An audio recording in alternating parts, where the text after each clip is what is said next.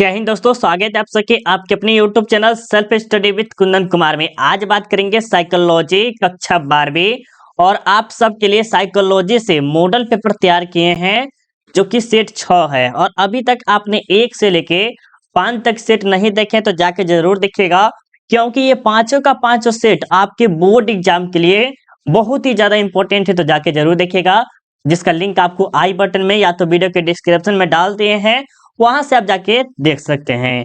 अगर आप 1 से लेकर 10 तक सेट कर लेते हैं तो आपको बोर्ड एग्जाम में 90 या 95% लाने से कोई भी नहीं रोक सकता है, क्योंकि यही सबसे आपके बोर्ड एग्जाम में प्रश्न पूछे आने वाले हैं। तो चलिए हम यहाँ से स्टार्ट करते हैं।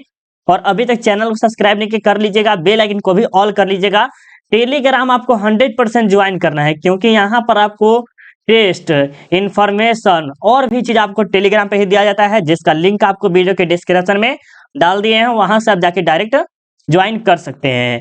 अगर आपको आर्ट्स का ऑल पीडीएफ नोट्स चाहिए, जिसमें subjective objective model paper question bank सारा का सारा चीज रहेगा, A to Z रहेगा, तो आप हमें इस नंबर पे कॉल या मैसेज करके ज्वाइन कर सकते हैं। मात्र आपको थोड़ा सा कुछ चार्ज लगेगा, उसके बाद वहां पर आप क्या कर सकते हैं, ज्वाइन कर सकते हैं। अब चलिए हम यहाँ से 1 नंबर से स्टार्ट करते हैं और हर बार हम आपको समझाते हैं, हर सेट में आपको समझाते हुए चले हैं कि जितना आप ध्यान पूर्वक देखेंगे उतना ही आपके लिए अच्छा होगा। और इस वीडियो में 1 से लेकर 70 MCQ है, तो थोड़ा सा लंबा वीडियो बन सकता है, बट आपको क्या करना है, शुरू से लेके अंत तक देखना है, क्योंकि साइकोलॉजी का बहुत ही कम जगह आपको पढ़ाई भी होता है। और आप सबका भी डिमांड था कि सर साइकोलॉजी का लाइए, साइकोलॉजी का लाइए, तो आप सबके लिए लाए हैं। तो प्लीज एक बार आप क्या कीजिएगा, लाइक कर दीजिएगा और जम के एक बार शेयर कर दीजिएगा। तो चलिए हम यहाँ से स्टार्ट करें। यस या नो आप सब फटाफट कमेंट करके बताइएगा, यस या नो, फटाफट क्लास करें। चलिए अब यहाँ पर देखिए 1 नंबर में क्या करा है कि निम्नलिखित में से कौन एक व्यक्ति का सिलगुण है। क्या करा है कि निम्नलिखित में से कौन एक व्यक्ति का सिलगुण है, तो वो है आपका बुद्धि। कौन है, बुद्धि, जो कि ऑप्शन ए आपका बिल्कुल ही राइट आंसर है। अब देखिए सेकेंड नंबर में क्या करा है, सेकेंड नंबर प्रश्न को अच्छे से समझिएगा। व्यक्ति के जीवन में व्यक्ति के जीवन में सफलता का कितना प्रतिशत संवेगात्मक बुद्धि से निर्धारित होता है। सफलता के बारे में पूछा रहा है। जब व्यक्ति कोई क्या करता है, सफल हो जाता है, तो उसका जो कितना प्रतिशत संवेगात्मक बुद्धि से होता है, तो 60%, 70% या 80% या 100 का 100% होता है। तो सोचिए 100 का 100 तो नहीं हो सकता है, ये तो बिल्कुल ही गलत है। 80 भी हो सकता है, 70 भी हो सकता है। तो आपका राइट आंसर क्या होगा, 70 होगा, जो कि ऑप्शन बी आपका बिल्कुल ही राइट आंसर, याद रखिएगा। अब 3 नंबर प्रश्न को देखिएगा अच्छी तरह से। 3 नंबर में क्या कह रहा है कि जिस बच्चे की बुद्धि लब्धि 35 से 49 होती है, उसे किस श्रेणी में रखा जा सकता है। गजब सा प्रश्न है और इस प्रश्न को आप जरूर याद कर लेंगे। जैसे मान लीजिए कोई बच्चा है और उसका जो बुद्धि लब्धि होता है कितना होता है, 35 से लेके 49 के बीच में है, जो कि बहुत ही नॉर्मली है, बहुत ही कम है। तो उसमें हम उस बच्चे को किस श्रेणी में रख सकते हैं, तो वो आपको कमेंट करके बताना है। 3 का राइट आंसर क्या होगा, तो उसे हम रख सकते हैं साधारण मानसिक दुर्बलता में, जो कि बहुत ही खराब स्थिति में ऐसा बच्चा पैदा होता है, कह सकते हैं। ठीक है, नॉर्मली तो होता है तो अच्छा खासा होता है, बट ये सबसे खराब क्या होता है, बुद्धि लब्धि होता है, याद रखिएगा। अब चलिए आपके सामने 4 नंबर में क्या करा है। 4 नंबर को देखिएगा कि बुद्धि संरचना मॉडल किसने विकसित किया था। ये जो बुद्धि जो देख रहे हैं, उसी संरचना मॉडल को किसी ने विकसित किया था, वो कौन है, तो वो इसका नाम जो आपको बताना है, तो गिलफोर्ड है। कौन है, गिलफोर्ड, जो कि ऑप्शन बी आपका क्या होगा, राइट आंसर होगा। ठीक है, याद रखिएगा। अब देखिए 5 नंबर में क्या करें कि बुद्धि के बहुत्व सिद्धांत का प्रतिपादन किसने किया गया। बताइए, बुद्धि के बहुत्व सिद्धांत का प्रतिपादन किसने किया था। थर्स्टन किए थे, बिने किए थे, रेवर किए थे, स्पीयरमैन किए थे। तो फटाफट बताइएगा राइट आंसर क्या होगा 6 नंबर का। बहुत अच्छे मेरे प्यारे बच्चों, बहुत अच्छे। इसमें जितने बच्चे ए लगा रहे हैं उन सबका क्या है, बिल्कुल ही राइट आंसर है, थर्स्टन होगा। ठीक है, चलिए अब देखिए 6 नंबर में क्या कह रहा है कि समूह खंड सिद्धांत का प्रतिपादन किसने किया था। समूह खंड का सिद्धांत का प्रतिपादन किसने किया था, तो ये आपको बताना है किसने किया था। बहुत अच्छे मेरे प्यारे बच्चों, जितने बच्चे बी दिए हैं स्पीयरमैन, उन सबका बिल्कुल ही राइट आंसर। देखिए साइकोलॉजी एक ऐसा सब्जेक्ट है जिसमें आपको क्या करना पड़ेगा, थोड़ा सा अच्छे से पढ़ना पड़ेगा, क्योंकि अगर आप साइकोलॉजी लिए हैं तो आपको अच्छे से अभ्यास करना होगा। और हो सके तो इस वीडियो को 2 बार 3 बार देख के अच्छा खासा रिवाइज कर सकते हैं। ठीक है, अब 7 नंबर देखिए क्या कह रहा है कि व्यक्ति की किसी विशेष क्षेत्र की विशेष योग्यता कहलाती है। कथी कह रहा है कि व्यक्ति की किसी विशेष क्षेत्र की विशेषता का योग्यता क्या कहलाता है? व्यक्तित्व कहलाता है, अभिक्षमता कहलाता है, अभिवृत्ति कहलाता है, अभिरुचि कहलाता है। तो फटाफट बताइएगा क्या कहलाता है? तो इसका जो राइट आंसर क्या होगा? अभिक्षमता कहलाता है, जो कि ऑप्शन बी आपका क्या होगा? राइट आंसर होगा। अब देखिए 8 नंबर प्रश्न में क्या करा, 8 नंबर प्रश्न को अच्छे से समझिएगा। विभेदक परीक्षण का उपयोग किस मनोवैज्ञानिक ने भारतीय अनुकूलन अनुसार विकसित किया है? तो होरेस है, या बलास है, या जेपी है, या जे एम ओझा है? तो फटाफट बताइएगा 8 नंबर का राइट आंसर क्या होगा? बिल्कुल मेरे प्यारे बच्चों, जितने बच्चे डी दिए हैं उन सबका गजब क्या है? जे एम ओझा है, जो कि क्या कहते हैं विभेदक बुद्धि परीक्षण का क्या कहते हैं? अनुकूलन किए हुए थे। ठीक है, याद रखिएगा। अब यहाँ पर देखिए 9 नंबर में क्या कह रहा है कि गिलफोर्ड प्रतिभाशाली बालकों की सबसे बड़ी विशेषता क्या है? गिलफोर्ड प्रतिभाशाली बालकों की सबसे बड़ी विशेषता क्या है? तो सूझ है, दृढ़ता है, मौलिकता है, या संवेगात्मक परिपक्वता है? तो इसके बारे में बताइए कि 9 नंबर का राइट आंसर क्या होगा? बहुत अच्छे, जितने बच्चे ए कमेंट कर रहे हैं बिल्कुल ही राइट आंसर है। देखिए साइकोलॉजी का सब्जेक्ट है जो कि हम आपको खुद नहीं एक्सप्लेनेशन के साथ पढ़ा रहे हैं, क्योंकि इसमें जो है क्या दिया है ये के बताए हैं, कौन बताए हैं, फलना चिलना यही सब रहता है। तो इसमें याद करना बहुत ही ज्यादा जरूरी है, और चैप्टर पढ़े हैं तो और आपके लिए अच्छी बात है, नहीं पढ़े तो आपको रटना तो थोड़ा सा पड़ेगा ही। ठीक है। अब देखिए 10 नंबर में क्या कह रहा है कि व्यक्तित्व का विश्लेषणात्मक सिद्धांत किसने प्रतिपादित किया? देखिए अब व्यक्तित्व का जो विश्लेषण का सिद्धांत प्रतिपादन किया, तो ये तो क्या है? एक प्रकार के याद करने वाला ही है। तो कार्ल यूं किए हैं, एडलर किए हैं, फ्राइडर किए हैं, या शेल्डन किए हैं? तो आपको पता होना चाहिए, तब आप राइट आंसर बता पाएंगे। नहीं पता रहेगा तो आप रॉन्ग कीजिएगा। तो ये आपका जो क्या है राइट आंसर है, कार्ल यूं किए थे। ठीक है, याद रखिएगा। अब देखिए 11 नंबर में क्या कह रहा है कि किसने कहा जन्म क्रम व्यक्तित्व का निर्धारक है? क्या कह रहा है कि जन्म क्रम व्यक्तित्व का निर्धारक है? ये भी कोई वैज्ञानिक बोले हुए हैं। तो ये सब क्या है? एक प्रकार का फैक्ट है, और उसे समझना पड़ेगा आपको। तो ये अब आपको बताना है कि राइट आंसर क्या होगा। तो इसका जो राइट आंसर क्या होगा? एडलर होगा, जो कि ऑप्शन डी आपका क्या होगा? बिल्कुल ही राइट आंसर होगा। अब देखिए 12 नंबर में क्या कर रहा है, 12 नंबर प्रश्न को अच्छे से समझिएगा कि निम्नांकित में से कौन युग के व्यक्तित्व प्रकार के अंतर्गत नहीं समझा जाता है? तो अब आपको बताना है क्या राइट आंसर होगा। युग, युग मतलब कोई प्रकार का होता है, व्यक्ति के प्रकार के अंतर्गत नहीं समझा जा सकता है, तो वो कौन सा है? फटाफट बताइएगा राइट आंसर क्या होगा। तो एंडोमॉर्फी जो दिख रहे हैं बी ऑप्शन, वो आपका क्या होगा? बिल्कुल ही राइट आंसर होगा। अब देखिए 13 नंबर में क्या कर रहा है कि सीखने के सूझ सिद्धांत के अनुसार प्राणी की सफलता मिलती है। क्या करिए कि सीखने के सूझ सिद्धांत के अनुसार प्राणी की सफलता मिलती है, तो वो कब मिलती है? संयोग वश में, या क्रमशः में, एकाएक में, या इनमें से कोई नहीं? तो फटाफट बताइएगा राइट आंसर क्या होगा। बहुत अच्छे मेरे प्यारे बच्चों, बहुत अच्छे। बी वाले का क्या होगा? राइट आंसर, याद रखिएगा।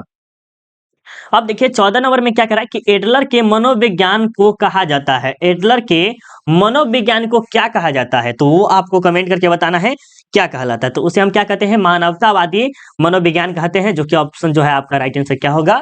सी होगा। थोड़ा सा फास्ट में क्लास है, लेकिन अच्छे से समझाते हुए तो नहीं चले, बट आपको क्या कर रहे हैं? क्वेश्चन का रिवाइज करवा रहे हैं। ठीक है, याद रखिएगा। अब चलिए आपके सामने 15 नंबर में क्या कह रहा है कि व्यक्तित्व विभिन्नता का अर्थ होता है। व्यक्तित्व विभिन्नता का अर्थ जो होता है क्या होता है? व्यक्तियों की विशेषता में अंतर, या व्यक्तियों के व्यवहार में पर्टन में विभिन्नता से, या और ए बी दोनों, या इनमें से कोई नहीं? बहुत अच्छे मेरे प्यारे बच्चों, जितने बच्चे सीधे हैं उन सबका गजब है। ठीक है, चलिए अब देखिए 16 नंबर में क्या कह रहा है कि निम्नांकित में कौन वास्तविकता का नियम से निर्देशित होता है? क्या कह रहा है?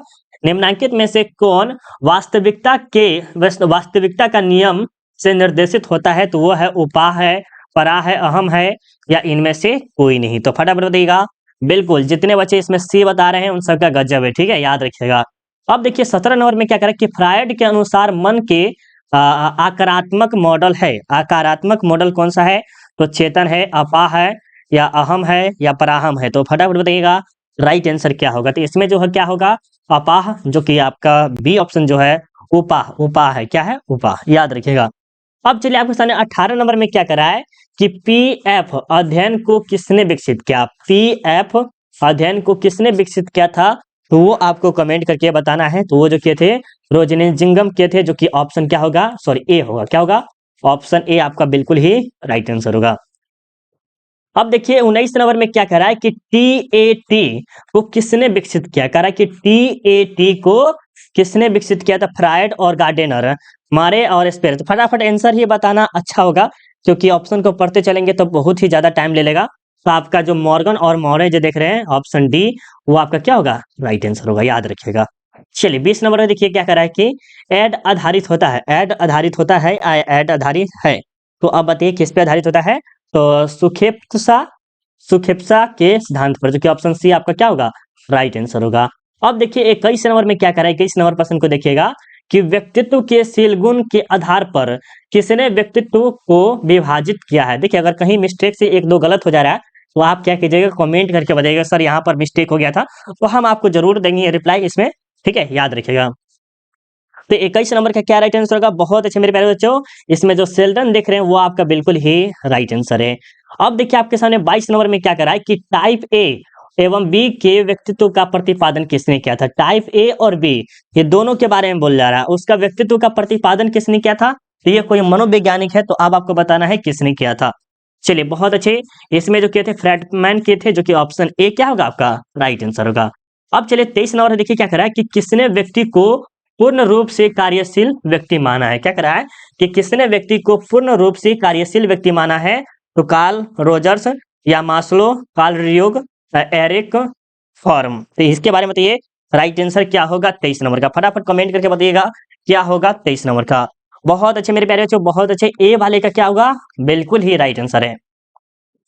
अब 24 नंबर देखिए कह रहा है कि सामान्य अनुकूलन संरक्षण की तीसरी अवस्था का नाम क्या है। क्या कह रहा है कि सामान्य अनुकूलन संरक्षण की तीसरी अवस्था को हम क्या कहते हैं, तो वो आपको कमेंट करके बताना है उसे हम क्या कहते हैं। तो उसे जो हम कहते हैं परिश्रांति अवस्था कहते हैं। क्या कहते हैं, परिश्रांति अवस्था कहते हैं, जो कि ए ऑप्शन आपका क्या होगा, बिल्कुल ही राइट आंसर है।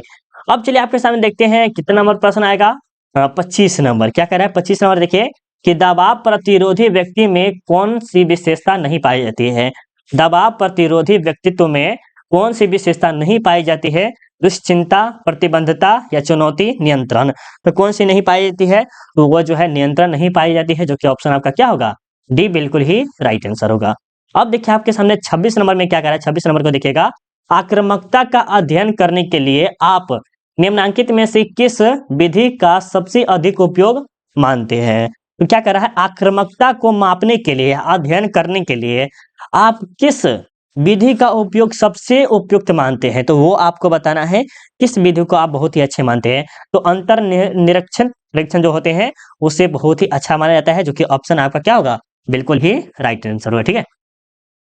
अब देखिए यहाँ पर जो 27 नंबर में कह रहा है कि व्यक्तियों में शारीरिक बीमारियां में कितने प्रतिशत तक दबाव की भूमिका महत्वपूर्ण है। तो 45 से 65, 51 से 69 या 52 से 71 या 50 से 70 के बीच में होता है। तो इसके बारे में देखिए क्या राइट आंसर होगा।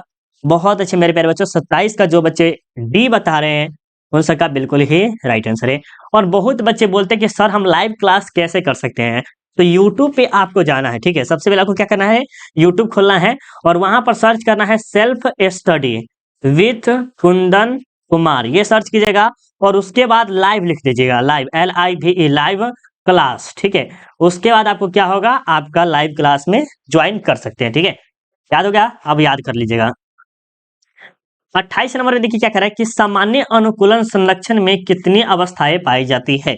सामान्य अनुकूलन संरक्षण में कितनी अवस्थाएं पाई जाती है, तो 3, 2, 4 या 5। तो फटाफट बताइएगा राइट आंसर क्या होगा। चलिए बहुत अच्छे मेरे प्यारे बच्चों, बहुत अच्छे। इसमें जो होते हैं टोटल कितने होते हैं, 3 अवस्थाएं होते हैं, जो कि ऑप्शन ए आपका क्या होगा, राइट आंसर होगा। अब चलिए 29 नंबर देखते क्या कर रहा है कि लक्ष्य प्राप्ति में बाधा और अवस्थाओं एवं परिप्रेरणाओं के अवरुद्ध होने से क्या उत्पन्न होता है। देखिए एक बात तो फिर हम बताएंगे, साइकोलॉजी जो ऐसा एक सब्जेक्ट है, साइकोलॉजी होगा और इकोनॉमिक्स, दो जो सब्जेक्ट है आपको है वो थोड़ा सा हाई लेवल का है, हाई लेवल के बच्चे ही उसको क्या कर सकते हैं, अच्छे से समझ सकते हैं। तो उसके लिए आपको क्या करना पड़ेगा, रिवीजन, रिवीजन आपको बार बार करना पड़ेगा। साइकोलॉजी जो भी बच्चे लिए हैं वो उसके लिए करें, ठीक है। तो वो क्या कहलाएगा, आप फटाफट बताइएगा 29 का राइट आंसर क्या होगा। चलिए बहुत अच्छे मेरे प्यारे बच्चों, बहुत अच्छा। या जो कुंठा देख रहे हैं वो जो कि आपका ऑप्शन ए है, सॉरी ए नहीं, बी आपका राइट आंसर हुआ, ठीक है। 30 नंबर प्रश्न में देखिए क्या कह रहा है कि क्रिया जीवन शैली में व्यापक रूप से लोकप्रिय अनुमोदन प्राप्त करने जैसा परिवर्तन लाती है। तो आहार में, सकारात्मक चिंतन में, व्यायाम में या सकारात्मक अभिवृत्ति में। तो फटाफट बताइएगा राइट आंसर क्या होगा। चलिए बहुत बढ़िया, व्यायाम में होता है, जो कि ऑप्शन सी क्या होगा, आपका राइट आंसर होगा। अब चलिए आगे चलते हैं यहाँ पर आपके सामने 31 नंबर और 31 नंबर का फटाफट कमेंट करके बताइए। चलिए अब यहाँ पर 31 नंबर के देखिए क्या कह रहा है कि लियोन फेस्टिंगर ने संज्ञात्मक असंवादिता सिद्धांत का प्रतिपादन किस वर्ष किया था, तो वो आपको बताना है, फटाफट बताइए। बहुत अच्छे मेरे प्यारे बच्चों, इसका जो राइट आंसर क्या होगा, 1957 में किया था। ठीक है, 32 नंबर प्रश्न को देखिए क्या कह रहा है कि निम्न में असमानता की कौन सी कसौटी सर्वोपरि है, तो इसमें आपको बताना है 32 नंबर का राइट आंसर क्या होगा। फटाफट कमेंट करके बताइए राइट आंसर क्या होगा। चलिए बहुत अच्छे बहुत अच्छे। इसमें जो आपसे क्या आ रहा है, समायोजन की उपयुक्तता, जो कि ऑप्शन क्या होगा, बी आपका बिल्कुल ही राइट आंसर होगा। अब 33 नंबर देखिए क्या कह रहा है कि निम्नलिखित में से कौन स्नायु विकृति नहीं है। क्या कह रहा है कि निम्नलिखित में से कौन स्नायु विकृति नहीं है, तो मनोविदलता, चिंता विकृति, बाध्य विकृति, दुर्भक्ति, तो इसके बारे में बताइए राइट आंसर क्या होगा। बहुत अच्छे, इसमें भी आपका जो कमेंट आ रहा है 33 नंबर का, ये आ रहा है क्या, मनोविदलता, जो कि ऑप्शन ए क्या होगा आपका राइट आंसर होगा। 34 नंबर प्रश्न में देखिए क्या कह रहा है कि किसने किसने सर्वप्रथम स्वीकार किया कि द्वंद्व एवं अंतर्व्यक्तित्व संबंधों में बाधा मानसिक विकारों में महत्वपूर्ण कारण है, तो फटाफट बताइएगा राइट आंसर क्या होगा। इसमें किसने माना था, तो सुकरात माने थे, जो कि ऑप्शन क्या होगा आपका राइट आंसर, सुकरात। ठीक है, याद रखिएगा। द्विध्रुवीय विकार के दो ध्रुव है, द्विध्रुवीय विकार के दो ध्रुव कौन कौन से हैं, वो आपको बताना है राइट आंसर क्या होगा। तो अभी जस्ट आपको थोड़ा सा पहले बताए हुए थे, वो अलग है और यहाँ पर अलग है, उन्माद तथा विषाद, जो कि ऑप्शन बी क्या होगा आपका बिल्कुल ही राइट आंसर है। अब देखिए आपके सामने 36 नंबर में क्या करा है कि ड्रीसोमी, ड्रीसोमी 21 का अन्य नाम क्या है, ड्रीसोमी 21 का अन्य नाम क्या है, तो फटाफट बताइएगा क्या नाम है, ड्रीसोमी का अन्य नाम क्या है। 36 नंबर का आपको बताना है राइट आंसर क्या होगा। बहुत डाउन संलक्षण बोला जाता है ड्रीसोमी, ड्रीसोमी एक इसका जो नाम क्या है, डाउन संलक्षण, जो कि ए ऑप्शन आपका इसका बिल्कुल ही राइट आंसर है। अब देखिए 37 नंबर में क्या कह रहा है कि आक्रमण के मूल प्रवृत्ति सिद्धांत का प्रतिपादन किसने किया, आक्रमण के मूल प्रवृत्ति सिद्धांत का प्रतिपादन किसने किया था, तो फटाफट बताइएगा 37 नंबर का राइट आंसर क्या होगा। इसका राइट आंसर क्या होगा, फ्रायड होगा, जो कि ऑप्शन क्या होगा सी बिल्कुल ही राइट आंसर है। अब देखिए आपके सामने 38 नंबर में क्या क्या लिखा है कि निम्नलिखित में असामान्य व्यवहार में कौन से प्रतिप्रेक्ष नहीं है, वो आपको बताना है, फटाफट बताइएगा राइट आंसर क्या होगा 38 का। बहुत अच्छे मेरे प्यारे बच्चों, जितने अच्छे से बी लगाए हैं उन सबका बहुत ही अच्छा है। यहाँ पर 39 नंबर में क्या करा कि दुश्चिंतित व्यक्ति में कौन से लक्षण पाए जाते हैं, तो इसके बारे में बताइए कौन से लक्षण पाए जाते हैं 39 नंबर का। तो इसमें सभी के सभी लक्षण पाए जाते हैं, दस्त होना, सांस की कमी होना, हृदय गति का तेज होना, ये सभी के सभी कमी होती है किसमें, दुश्चिंतित व्यक्ति किससे लक्षण होता है। ठीक है, याद रखिएगा। अब चलिए 40 नंबर देखिए क्या करें कि उत्तर उत्तर अभिघातज दबाव विकार का लक्षण होता है। क्या कह रहा है कि उत्तर अभिघातज दबाव विकार का लक्षण क्या होता है, तो 40 नंबर का बहुत अच्छे बहुत अच्छे, इसमें जितने बच्चे डी दिए हैं बहुत बड़े। एकाग्रता में कमी, बार बार आने वाला स्वप्न, सांवेगिक शून्यता का होना, ये सभी के सभी पाए जाते हैं, तो ऑप्शन जो आपका क्या होगा डी राइट आंसर होगा। अब चलिए 40 नंबर के बाद 41 नंबर देखते हैं, और यहाँ पर क्या कह रहा है कि असामान्य मनोविज्ञान के असामान्य मनोविज्ञान के आधुनिक युग के जनक कौन माने जाते हैं, तो 41 नंबर का फटाफट बताइएगा। बहुत बढ़िया, सिगमांड फ्रायड माना जाता है, जो कि ऑप्शन क्या होगा ए आपका बिल्कुल ही राइट आंसर है। अब देखिए 42 नंबर में क्या करा कि मनोविदलता पद का प्रयोग सबसे पहले किसने किया था, मनोविदलता पद का प्रयोग सबसे पहले किसने किया था, तो वो आपको बताना है किसने किया था मेरे दोस्त। ये जो किए थे सिस्लिवर्नन किए थे, जो कि ऑप्शन क्या होगा ये आपका राइट आंसर होगा। अब देखिए 43 नंबर में क्या कह रहा है कि निम्नांकित में से कौन दुश्चिंता विकार नहीं है, क्या करेंगे निम्नांकित में से कौन दुश्चिंता विकार नहीं है, तो दुर्भति विकार, आतंक विकार, मनोग्रस्ती बाध्यता विकार, या मनोविच्छेदी आत्मस्मृति विकार हो सकता है, तो इसके बारे में बताइए राइट आंसर क्या होगा।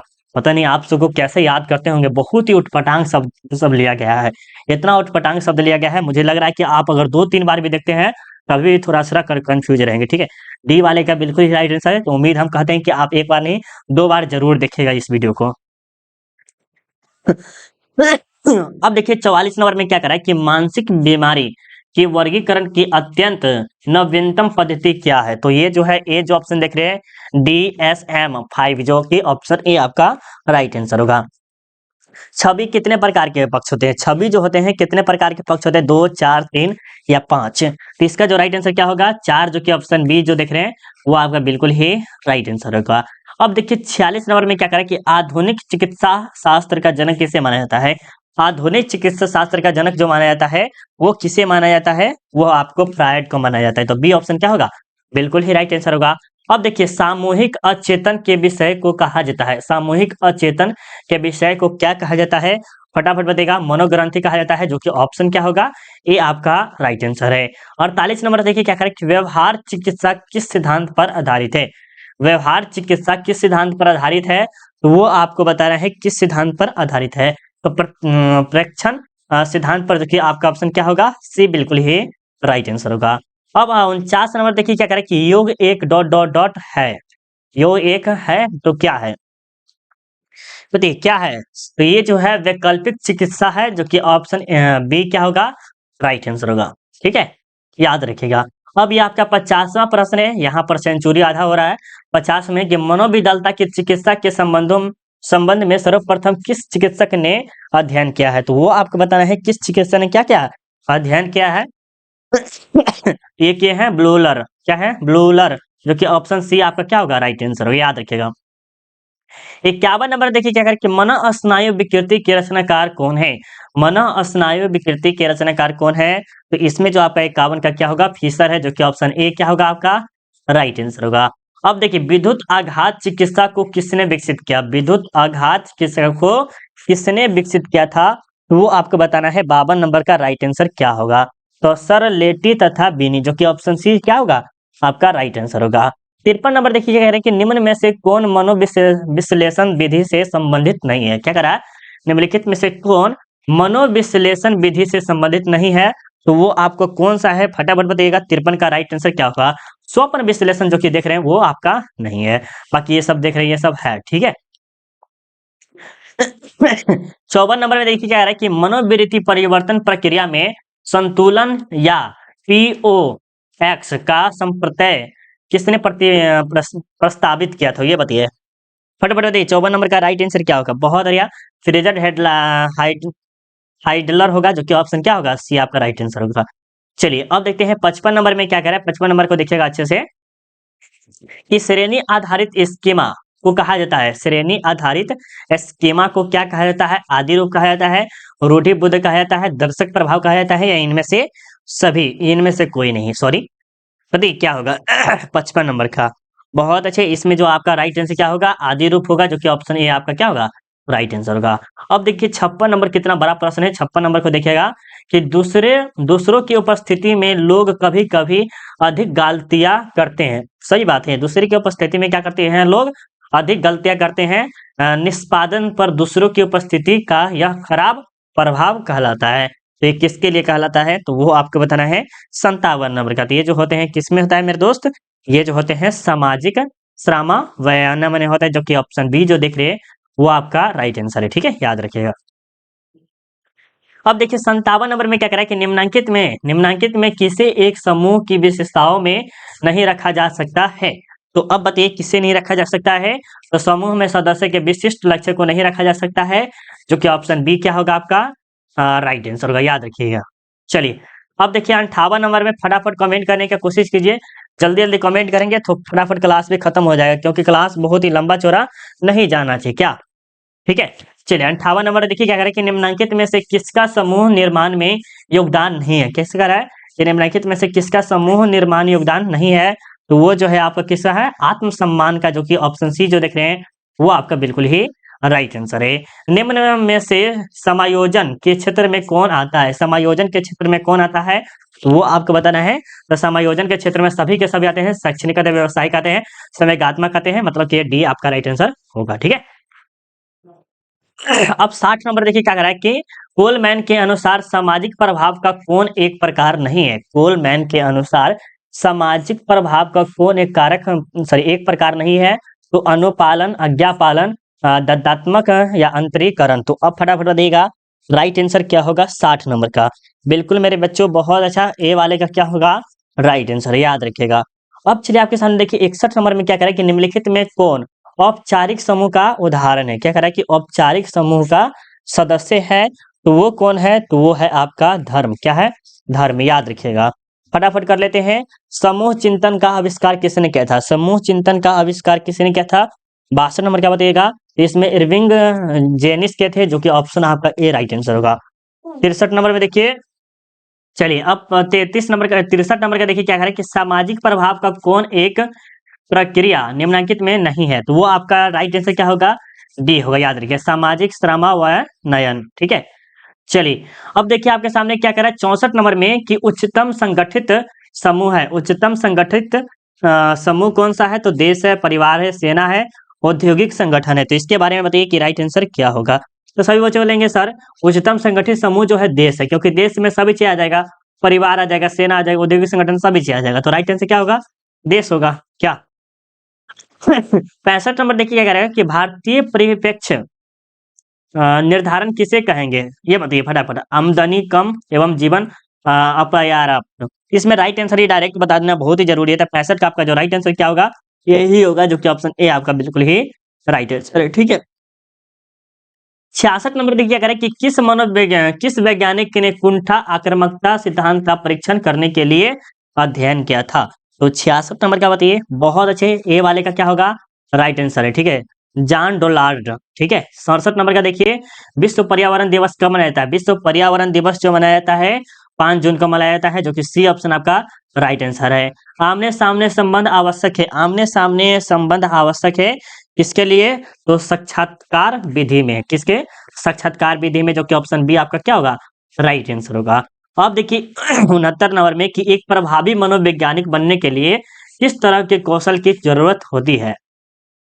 क्या बोला है कि एक प्रभावी मनोवैज्ञानिक बनने के लिए किस तरह की कौशल की जरूरत होती है? तो इसमें जो क्या होना चाहिए? रचनात्मक कौशल होनी चाहिए, जो कि बी आपका राइट आंसर। क्योंकि सामान्य कौशल से काम नहीं चल सकता, विशिष्ट कौशल से काम चल सकता है। लेकिन ऑप्शन जो होगा आपका राइट आंसर क्या होगा? बी होगा, याद रखिएगा। ये आपका लास्ट 17वां प्रश्न है कि किस कौशल को 3 भागों में विभाजित किया जाता है? किस कौशल को 3 भागों में विभाजित किया जाता है? तो वो जो है आपका आधारभूत कौशल, जो कि ऑप्शन बी क्या हुआ आपका राइट आंसर है।